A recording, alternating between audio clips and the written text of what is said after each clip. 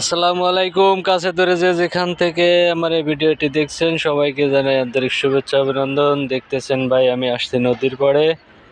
আর নদীর পাড়ে এসে দেখেন পরিত্যক্ত জায়গা বা নদীর জায়গায় এখানে কিন্তু মানুষ চাষাবাস করছে। আর চাষাবাস করে কিন্তু তারা সুন্দর ফসল ফলাচ্ছে। কিন্তু এই যে গাছগুলো দেখতে পাচ্ছেন, ঘুড়ি ছাড়া বা আইঙ্গা ছাড়া লাউ গাছ সুন্দরভাবে মাটির সাথে বেয়ে যাচ্ছে। অনেক সুন্দর হয়েছে কিন্তু লাউ গাছগুলো।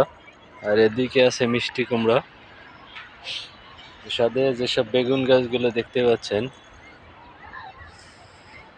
অনেক সুন্দর কিন্তু গাছগুলো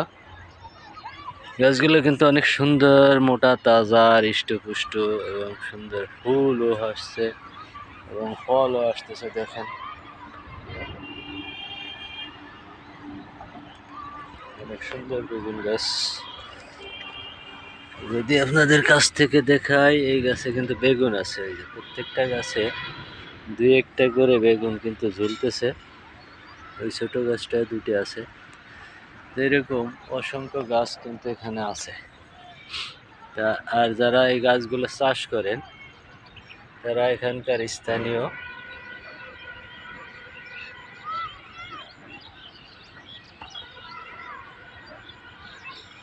অনেক সুন্দর কোয়ালিটির গাছ। উপর থেকে দেখাই, বেগুন গাছের ফুল কিন্তু অনেক সুন্দর লাগে। এখানে এই গাছটায় কতগুলো বেগুন আসছে। এক জায়গায় আরো আছে।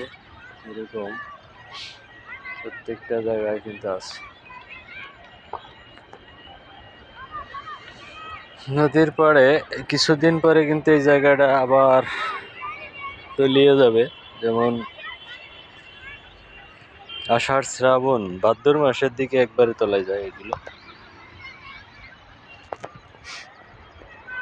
এরকম এই জায়গায় দেখেন একটা মূলও কিন্তু তারা রেখে দিয়েছে বেসন হিসেবে। আর মূলর সাথে সরিষা আছে, সরিষার ফুল। এই জায়গায় কিন্তু আরো চাষ করছে, পুঁই শাক লাগাইছে। যদি কাছ থেকে দেখায় পুঁই শাক, মূলের ফুল কিন্তু অনেক সুন্দর দেখায়। এই জায়গায় যে বড় ফুল ছিল এটা কিন্তু ছিঁড়ে ফেলেছে। লাল শাক কিন্তু এখনো আছে, মূলও আছে, লাল শাক আছে এখনো। এদিকে লাগাইছিল হচ্ছে মরিচ গাছ। যে পানির অভাবে গাছগুলো কিরকম হয়ে গেছে দেখেন। তারপরে মরিচ কিন্তু আছে যথেষ্ট পরিমাণে। যদি দেখাই, গাছ হিসেবে ছোট একটা গাছ, কিন্তু সেই হিসেবে কিন্তু অনেক মরিচ ধরছে।